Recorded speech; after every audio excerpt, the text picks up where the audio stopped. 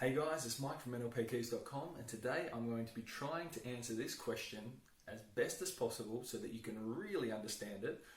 What exactly is Neuro Linguistic Programming Therapy? Okay, there are a lot of technical, scientific sounding explanations for this, guys, which will leave you probably even more confused after hearing them.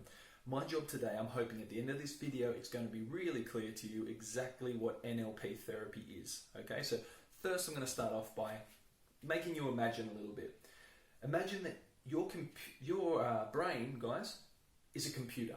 So this is your brain. Okay, your brain is running programs. Okay, you have programs running in this. Some of them are productive and effective and beneficial for your computer, your brain, and some of them are not so productive, guys. So what do we do with the ones that aren't very good? Well, guys, we just get rid of them. Okay, we delete them and we install a new program which works better, which is more beneficial and positive for us. Okay, that's basically what NLP therapy is doing.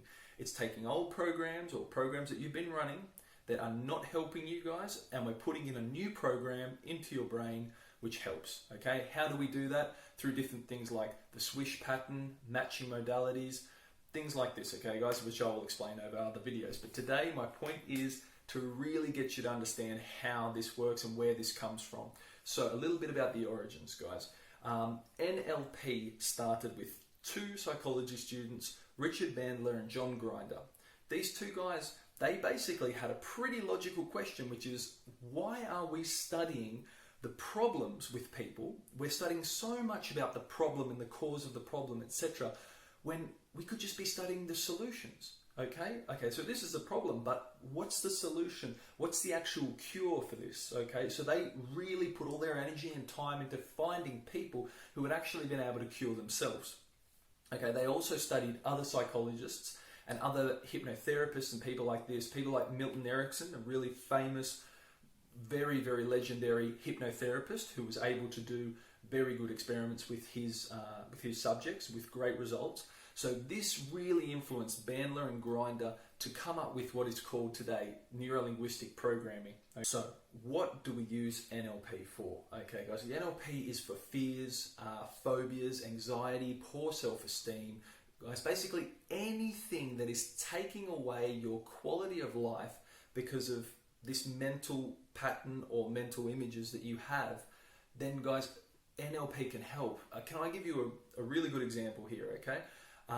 If you walk into an elevator and you're with people and the elevator doors close and all of a sudden you start sweating, you get nervous, you get scared, guys, this is not going to help you at all. Obviously, you're going to be feeling really, really limited with your thinking. You're going to be scared. You're going to be in a bad place, guys, and this is not what we want, okay? And this is something that you think that you can't control because it's a phobia. And so what do? Well, if you went to traditional therapy, you would probably lie down on a couch and you'd start talking about the causes and you'd try and get to the bottom of it, okay? So where do you think this fear comes from? Maybe it comes from the fact when I was a little kid, I was locked in a cupboard by my brother and things like this, okay? So this could go on for a while, and you'll be paying every time as well, a lot of money for this, I'm sure. Now, guys, this can work as well. I'm not saying it doesn't work, obviously, but it might take a lot longer to get to the solution, okay? Whereas NLP, we're not focused on the problem, okay? We're just focused on the desired result for the client. That's what we want to do, okay? So this is your problem. You're scared about being trapped in an elevator. Okay, great. So then we'll go through what's mainly, guys, a lot of NLP therapy is visual, okay? It's a lot of mental imagery where you're trying to internally imagine and see things in your head, and then you're feeling, you've got the sounds, the sights, and the feelings associated with this when you're imagining it, okay? Then what we will try to do with this, so if it was the elevator, for example, okay, you'd be talking about how you feel trapped and confined and all of these things. Okay, so what we want to do is we want to try and find another similar type of situation, but where you don't feel trapped, or where you don't feel confined, where it's actually not a problem to be in this smaller area.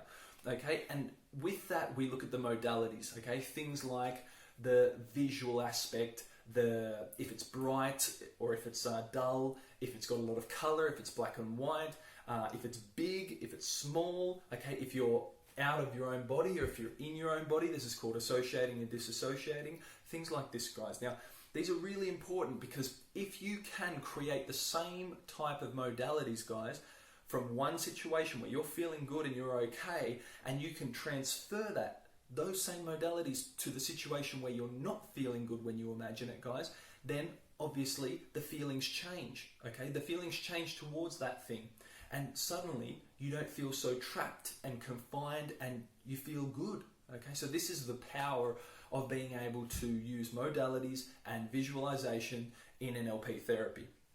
Now, just then I mentioned disassociation, okay? Now this is a big one if you're trying to overcome a fear or a phobia, okay? Because sometimes, guys, imagine you're thinking about spiders. You really don't like spiders, okay? If you have to visually imagine if you had a really bad experience with a spider recently, and that's why you're going to see this NLP therapist, because you think, I've had enough. I just want to get over this fear I have.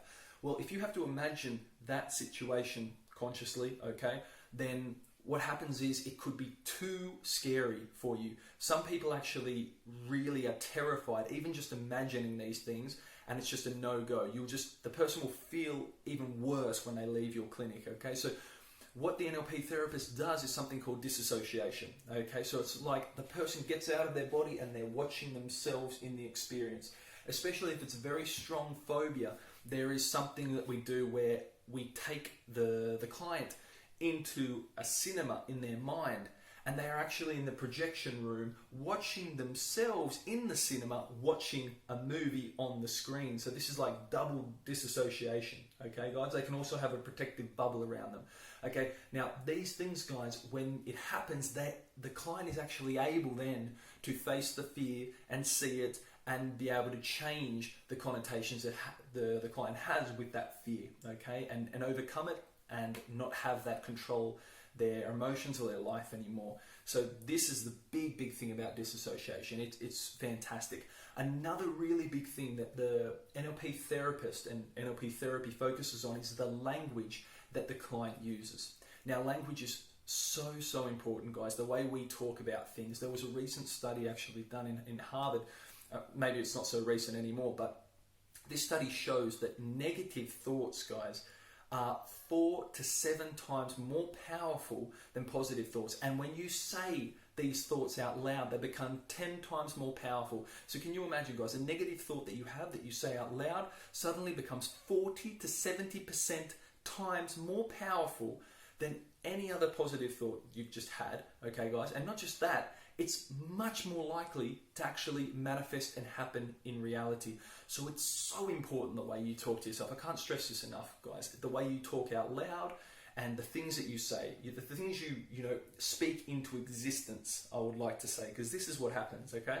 So the words that my client are using in this NLP session, guys, are so important. So if you're using words like it's impossible, I can't, I don't have enough time, okay, these things, then a typical thing that an NLP therapist will do will be to question that. They will reverse the presupposition. Now, a presupposition, guys, what is that? That's basically something that you say and you just, as a given, you think it's true, okay? So, I'm never going to have any luck because I never have luck. I just never have luck. You just think that's just a given. That's just a fact of life. But the NLP therapist will reverse that. They'll say, and if you do have luck, if you did have luck, what would you do? What would the difference be? Okay, so just reversing it. And if you did have the time, and so the person has to actually question that. Well, yeah, I guess I do have a little bit more luck. If they say that I always have bad luck, then the person will say, always? The NLP therapist will question, always have bad luck? Always? There's not one time you have a bit of good luck? And this will first force the person to actually self-assess and say, well, maybe I'm being a bit exaggerated. Yes, I've had some good luck every now and then. So guys, just questions that negative thought and that negative pattern you have on replay all the time in your head. And this is a really powerful thing to have someone be able to do that for you from the outside, okay? This is a great thing. So language is very, very important in an NLP therapy session as well. Okay, so now the question is, what are the results? Okay, so what actually happens, what can happen if I go to an NLP therapy session? Well, guys, increase in a lot of things. You can improve your self-awareness, your confidence, your communication skills, your social abilities, as well as overcoming fears and phobias that I mentioned before. Okay, guys, and stop self-sabotaging as well. Things that you're not even aware of, where you're self-sabotaging yourself. And guys, this will give you much more possibilities of having success in whatever you want to do. Now, how is this different to just plain old positive thinking? Maybe you're wondering, okay? Let me tell you guys with a really good analogy. All right, so positive thinking is all well and good, okay? But imagine you think, okay, I'm not afraid of spiders anymore. I'm not afraid of spiders. You go walking out and then you see this huge black spider in front of your face. Do you think that positive thinking, just saying, oh, I'm not afraid of spiders, is going to work when you're in that situation? Hell no, you're just going to jump back, you're going to start screaming, you're going to go straight back to your old patterns, guys, because that's it. When you get in that fight or flight mode, you'll go into automated response, and whatever your automated response is, that's what's going to happen. Now, that's the power of NLP therapy, guys. It changes your automated response. So you don't even have to be on a conscious level thinking about it afterwards, guys. It's so ingrained in your brain from things like the swish pattern. This is a really good technique, and it ingrains in your brain an automatic response to something, as well as an anchor. This can help as well in other situations. Okay, guys, and in that situation, when that spider goes in front of you, you don't even have to think about it. It'll kick in. Whatever's been put in, that new program that's been inserted into your brain will kick in, and you won't have that negative, crazy response. You'll have whatever response during the session you desired and you wished to place into your head. Okay, guys? So this is the power of NLP. So in summary, what is NLP therapy? Well, guys, NLP therapy focuses on the way we see, hear, and feel things in order to get the desired results that we want. Okay? It also focuses especially on the internal aspect of visualization and changing these modalities, the things that we associate when we think of certain things, with other modalities which are much more beneficial for us, which will, in that situation, in the real life, kick in an automated response, which is a lot more positive and beneficial and productive for us in that moment. Okay, so this is what it does. What's the difference between NLP therapy and traditional therapy?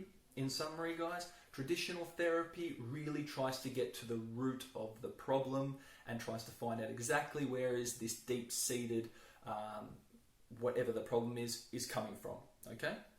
Now, NLP therapy, on the other hand, we don't get bogged down on the whys. Okay? We just focus purely on the desired result of the client, and that's what we go for. Okay? And we just try to install that new program, which is much more beneficial and positive, into the mind so that that works for them. Okay? In the situations that they have during their day-to-day life. Now, guys, if you have any other questions about this, please feel free to comment below, okay? I hope I've left this pretty clear for you, but guys, don't hesitate to contact me if you have any questions. Also, there is a more extensive article I've written on this, guys, which is covering this same topic, but maybe I've left out a few things. So have a look below. There is a link to my blog post, and there it's covered really well in a very big document with a lot of pictures. It's really cool, it's really interactive. Okay, so check that out as well. Guys, if you like the video, please hit like and subscribe to the channel if you haven't already, because I'm going to be having more of these NLP videos, teaching you techniques, teaching you a lot of good things. The swish pattern's coming up soon, so is the anchor, okay, and these are two really good things that you won't want to miss out on. Thank you so much for your time today, guys. I really hope you have a fantastic week wherever you are in the world, and I'll see you soon.